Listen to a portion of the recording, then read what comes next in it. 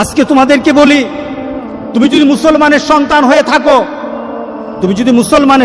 হয়ে থাকো, তাহলে আজকে তোমাকে এই চিন্তা করতে হবে, এমন কাজ আমি করব না যেই কাজের জন্য আমাকে মৃত্যু পরবর্তী জীবনে আমাকে গুনাহ পেতেই থাকবো, এই কাজ আমি করব না। এটা মুসলমান, এটা হলো মুহাম্মদ সাল্লাল্লাহু আলাইহি সাল্লামের কলিজার টুকরা উম্মত, এটা হলো উম্মতের পরিচয়। আজকে আপনি আশ্চর্য হবেন, গোটা পৃথিবীতে এখন নেট ব্যতীত মানুষ থাকতে পারে না। আজকে যুবকগুলি এগুলি ছাড়া থাকতে পারে না। আজকে যুবকগুলি নিজেকে বিভিন্নভাবে সমাজের মধ্যে পরিচয় তুলে ধরছে, তারা মুসলমানের সন্তান, এই পরিচয় আজকে সমাজের মধ্যে হচ্ছে না। আল্লাহ সুবহানাহু ওয়া তাআলা আমাদেরকে বলছেন, ইন্না নাহনু নুহয়িল মাউতা ওয়া নাকতুবু মা কদ্দামু, আমি তো মৃতদেরকে জীবিত করি। আল্লাহ বলেন, আমি মৃতদেরকে আবার জীবিত করব এবং তাদের কৃতকর্মগুলি আমি সবগুলি লিপিবদ্ধ করে রাখি। ওয়া কুল্লা শাইইন আহসাইনাহু ফি ইমামিন মুবিন, আর প্রত্যেকটি জিনিস সংরক্ষিত আছে তোমার জীবনের, প্রত্যেকটি জিনিস সংরক্ষিত আছে। যুবক, তোমার জীবনটা যদি, তোমার চলাটা যদি কুরআন এবং সুন্নাহ অনুযায়ী হয়, আল্লাহর রাসূল আর নেককার বান্দারা যেমন সুন্দর মউত পেয়েছে, রাসূল সাল্লাল্লাহু আলাইহি সাল্লাম বলেন, তোমাদের মউতও তত সুন্দর হয়ে যাবে, তোমাদের মউতও তেমন সুন্দর হবে।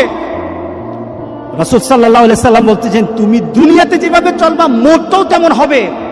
কোন ধরনের খারাপি যদি তোমার মধ্যে থাকে, তুমি যদি খারাপ নীতিতে চলো, তুমি খারাপ দৃশ্য নিয়ে চলো, তোমার হাতে খারাপ থাকে, তোমার ঘুমের সময় খারাপ জিনিস তোমার সাথে থাকে, তুমি তোমার বন্ধু বান্ধবের সাথে যখন আড্ডা দাও তখন তুমি খারাপ কোন দৃশ্য নিয়ে তুমি কথা বলো, তুমি তোমার বন্ধু বান্ধবের সাথে যখন কথা বলো তোমার ভিতরে খারাপ চিন্তা থাকে, তোমার মতটাও তেমন খারাপই মত হবে। কে বলেছেন? মুহাম্মদুর রাসূলুল্লাহ। বিশ্বাস হয় না? মুহাম্মদ সাল্লাল্লাহু আলাইহি সাল্লাম বলে গেছেন, তোমার মতটা তেমন হবে। শুধু তাই নয়, কামা তামুতুন্না তুবাসুন, যেমন তোমার মত হবে তেমনই ভাবে তোমাকে আখিরাতে উঠানো হবে। এরপর রাসূল সাল্লাল্লাহু আলাইহি সাল্লাম হচ্ছে, তোমার মতটা যেমন, তোমাকে উঠানো হবে ওই নীতিতে, যেমন ভাবে তুমি মরেছো। শুধু তাই নয়, কামা তুবাসুন তুশারুন, যেমন ভাবে তোমাকে হাসর করা হবে, যেমন ভাবে তোমাকে উঠানো হবে, তেমন ভাবে তোমার হাসর হবে। সুতরাং দুনিয়া যেমন হাসর তেমন, দুনিয়া যেমন মত তেমন, দুনিয়া যেমন কবর তেমন। আজকে সবার ভিতরে একটা কথা বলি, আমাদের জীবনটাকে আমরা সুন্দরভাবে চালাতে চাই, এই জিনিসটা আমাদেরকে ধ্বংসের দিকে নিয়ে যাচ্ছে। যতটুকু উপকার আসা দরকার তার থেকে ক্ষতিটা বেশি হচ্ছে। আজকে যদি সমাজে সন্ত্রাসী শিখতে চায়, তাহলে এখান থেকে সন্ত্রাসী শিখে, ছোট ছোট বাচ্চারা পর্যন্ত সন্ত্রাসী স্টাইল শিখে কিভাবে মারামারি করতে হয়, সব কিছু এখান থেকে শিক্ষা হয়। যদি তোমার ভিতরে দিনদারি হয়, সেটা তোমার আল্লাহর তরফ থেকে তোমার প্রতি একটা করুণা, তুমি ভালো কিছু বের করতে পারো, ভালো কিছু বের করতে পারো। এটা ভালোর দিকেও নিয়ে যায়, খারাপের দিকে নিয়ে যায়, তবে খারাপের দিকের সংখ্যাটাই বেশি। তাহলে আজকে আমরা এই নিয়ত করব যে আমাদের চোখকে হেফাজত করব। কারণটা কি? এই চোখ সম্পর্কে প্রশ্ন করা হবে, আমাদের যৌবন সম্পর্কে প্রশ্ন করা হবে। রাসূল সাল্লাল্লাহু আলাইহি সাল্লাম বলেছেন, সামনের দিকে অগ্রসর হওয়া যাবে না যতক্ষণ পর্যন্ত তার প্রশ্নের উত্তর দিতে না পারবে, ততক্ষণ হবে না। সেটা কি? আন উমরিহি ফিমা আফনাহু, তোমার জীবনটাকে তুমি কিভাবে পরিচালনা করেছো।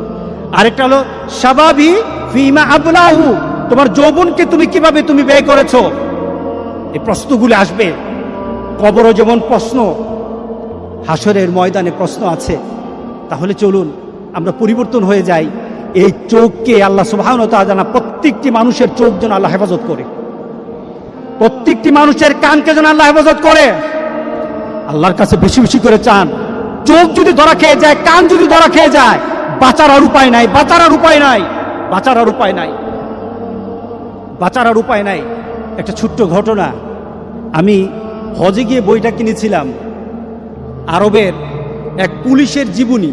সে তার পুলিশের চাকরি করতে গিয়ে জীবনে যে ঘটনাগুলি তাকে তার হৃদয়ে দাগ কেটেছে, এমন কিছু ঘটনা সে জানিয়েছে। হইতে তার ডিউটি ছিল এক পুলিশ, সে একটা অ্যাক্সিডেন্ট হলো, দৌড়ে গেল, পুলিশ তাড়াতাড়ি তার কাছে গেল, দেখলো একটা যুবক গাড়ি অ্যাক্সিডেন্ট করেছে। সে তাড়াতাড়ি পুলিশ সে ছেলেটার কাছে গেল, দেখলো যে তার ছেলেটার অবস্থা খুব খারাপ হয়ে গেছে, কিন্তু তার গাড়ির মধ্যে কোরআন তেলাওয়াত হচ্ছিল। গাড়ির মধ্যে কি চলছিল? কোরআন তেলাওয়াত চলছিল। গাড়িতে কোরআন তেলাওয়াত চলছিল। সে ড্রাইভ করতেছে, সে কোরআন তেলাওয়াত শুনতেছিল। ওই মুহূর্তে সে অ্যাক্সিডেন্ট হয়েছে, তার মুখে যেন বিড়বিড় বিড়বিড় করে কোরআন তেলাওয়াত চলছিল। সে বিড়বিড় করে কোরআন তেলাওয়াত পড়ছিল।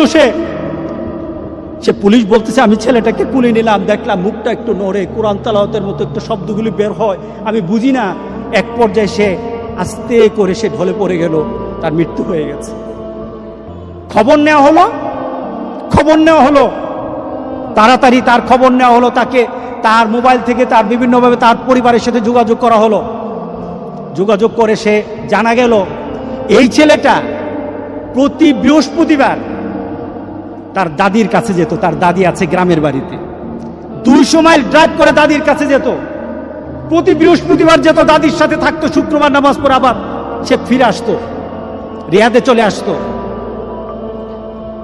প্রতি বৃহস্পতিবার যেত, আর যাওয়ার সময় সে গাড়ির মধ্যে কোরআন তেলাওয়াত ছাড়তে কোরআন তেলাওয়াতের সাথে মুখ মিলাতে পড়তে পড়তে সে দাদির কাছে বসতো, আবার বাড়ি থেকে ফিরে আসতো। এটা ছিল তার অভ্যাস। লং ড্রাইভে বের হতো, কোরআন তেলাওয়াত শুনতে যেত। সেইভাবে কোরআন তেলাওয়াত শুনতে কোরআনের অনেকটা হাফেজ হয়েছিল। ছেলেটা কোরআন তেলাওয়াতের সাথে দুনিয়া থেকে বিদায় হয়ে গেল। আরেকটা ছেলের অ্যাক্সিডেন্ট সে বর্ণনা করলো।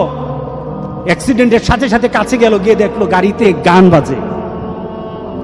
তো সে বললো, পুলিশ বলতেছে, আমি তাড়াতাড়ি তাকে কুলে নিলাম, তাকে চেষ্টা করলাম তার শেষ মুহূর্তে একটু কোরআন তেলাওয়াত শোনানোর জন্য, একটু তালকিন করার জন্য, কলেমা পড়া শিখে তাকে একটু শোনানোর জন্য।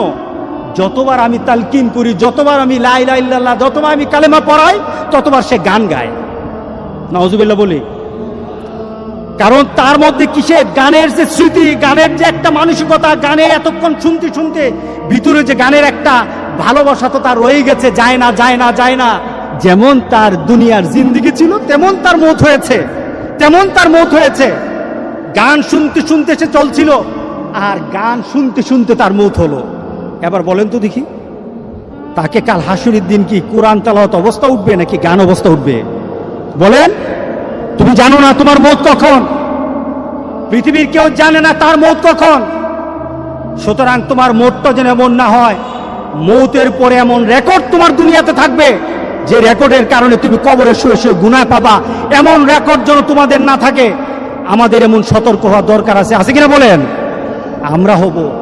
আমরা আরেকজনকে বলবো, আমাদের বন্ধুদেরকে বলবো, আমাদের বন্ধুদেরকে আহ্বান করবো, এই কাজ আমরা করব না।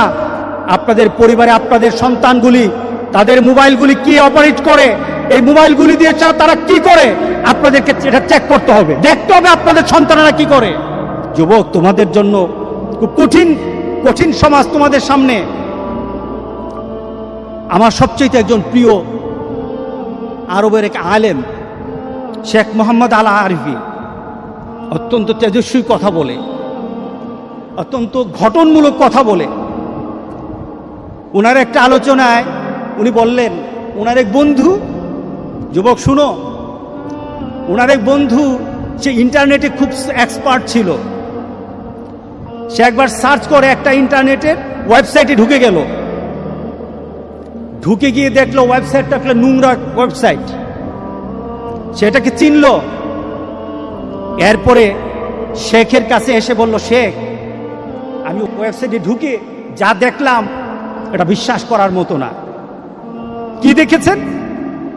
শেখ জিজ্ঞাসা করলো, কি দেখেছেন? দেখলাম একটা যুবক একটা ওয়েব পেজ কিনেছে, অনেক টাকা দিয়ে কিনেছে, তার 5 বছরের জন্য একটা কন্ট্রাক্ট করেছে, টাকা দিয়েছে 5 বছর। কি ব্যাপার? 5 বছর ওই কোম্পানি তাকে প্রতি সপ্তাহে বিভিন্ন ছবি তাকে করবে, সেন্ড করবে, বিভিন্ন ছবি পাঠাবে প্রতি সপ্তাহে। সে টাকা দিয়ে সেটা কন্ট্রাক্ট করেছে, এটাকে পেজটাকে কিনেছে, একটা ফাইল করেছে, তার বন্ধু বান্ধবকে বলেছে আমার কাছে এমন একটা পেজ আছে, তোমরা যদি মনে চায় তোমরা লিঙ্ক দিতে পারো, আমার সাথে শেয়ার করতে পারো। যুবক শুনে নাও, তুমি আমার সাথে শেয়ার করতে পারো। তার বন্ধুরা আনন্দের সাথে বলল, যদি তোমার সাথে ঘুরি তাহলে পয়সা দিতে হবে নাকি? না, পয়সা দেওয়া লাগবে না, পয়সা তো আমি দিয়ে দিয়েছি, আমি এই ফাইলটা কিনে নিয়েছি, প্রতি সপ্তাহে আমার কাছে ছবি আসবে, আর তোমরা যদি আমার সাথে লিঙ্ক করো আমি এটাকে শেয়ার করে দেব, সাথে সাথে তোমাদের সাথে চলে যাবে। সে O2 ফরওয়ার্ড করে দিল, তার সকল বন্ধুর তালিকা দিয়ে O2 ফরওয়ার্ড করে দিল। তার কাছে যখন একটা ফাইল চলে আসতো প্রতি সপ্তাহে, অটোমেটিক তার বন্ধুদের কাছে চলে যেত, অটোমেটিক চলে যেত। সেটা কি কিনেছে? 5 বছরের জন্য কিনেছে। 6 মাস পরে সে অ্যাক্সিডেন্টে মারা গেল। 6 মাস পরে সে ছেলেটা অ্যাক্সিডেন্টে মারা যায়। তার আশেপাশের সকল বন্ধুরা তাকে জানাজা দিল, দাফন করলো। ঠিক 1 সপ্তাহ পর দেখলো প্রত্যেকটি বন্ধুর সেই ওয়েবসাইটটা, তার বন্ধুদের যে ওয়েবসাইটটা লিঙ্ক করা ছিল, তাদের কাছে ছবি চলে আসছে, তাদের কাছে ছবি চলে আসতেছে। তারা মনে করলো এটা পুরানো ছবি। আবার তারা 1 সপ্তাহ ওয়েট করলো, দেখলো না, আবার ছবি চলে আসছে। 2-3 সপ্তাহ পর তারা কোম্পানির সাথে যোগাযোগ করলো, তাদেরকে বলল, ভাই, যেই ছেলেটা আপনাদের থেকে এই ফাইলটা কিনেছিল সে তো মারা গেছে, এখন তার থেকে যে ধরনের পেজ আপনারা দিচ্ছেন এটা তো আমাদের কাছে চলে আসতেছে, অটোমেটিক চলে আসতেছে। ফাইলটা কিনলো কে? ওই মরা ছেলেটা কিনলো। কে কিনলো বলেন? ওই মরা ছেলেটা কিনলো। যে ছেলেটা মরে কবরে আছে সেই ছেলেটা কিনেছে। কিন্তু তার বন্ধুরা কিন্তু লিঙ্ক পাচ্ছে, প্রতি সপ্তাহে তাদের কাছে ছবি চায়, তারা অস্থির হয়ে গেছে। শেষে কোম্পানির সাথে বলল যে এটা বন্ধ করা দরকার, সে তো নাই, বন্ধ করা দরকার, এটা খারাপ জিনিস। তখন তারা বলল, আমরা তো বন্ধ করতে পারবো না, তাকে একটা পাসওয়ার্ড দেওয়া ছিল, পাসওয়ার্ডটা চাই, পাসওয়ার্ডটা হলে বন্ধ করতে পারবো। বলে পাসওয়ার্ড তো জানি না, পাসওয়ার্ড তো জানি না। এভাবে চলতে থাকলো 2 বছর পর্যন্ত, এভাবে কন্টিনিউ চলতে থাকলো। ছবি আসতেছে, তার বন্ধুদের পেজে ছবি ঢুকে যাচ্ছে। পেজের নাম কার? যে মারা গেছে তার। 5টা বছর এইভাবে আসলো, 5টা বছর এইভাবে আসলো। নোংরা ছবিগুলি তার বন্ধুদের কাছে চলে আসলো। পেজটা ক্রয় করেছে, যে ছেলেটা ক্রয় করেছে আজকে কবরে আছে। তাহলে আপনার বিবেকে কি বলে? এই ছেলেটা পেজটা যখন খুলেছে সে কি জানতো আমি মারা যাব? জানতো না। কিন্তু আজকে কবরে শুয়ে আছে, তার প্রত্যেকটি লিঙ্কের জন্য যত গুনাহ হচ্ছে, সেই গুনাহগুলি সে কোথায় পাচ্ছে? তার কবরে যাচ্ছে। যুবক, তোমার মোবাইলটা যদি এইভাবে খোলা থাকে, তোমার মোবাইলের মধ্যে যদি এইগুলি জিনিসগুলি থাকে, ওই যুবক যেমন জানে না সে 5 বছরের জন্য কিনেছে, সে জানে না 6 মাস পরে সে মারা যাবে। যুবক, তুমিও কিন্তু জানো না তোমার কখন মৌত হবে।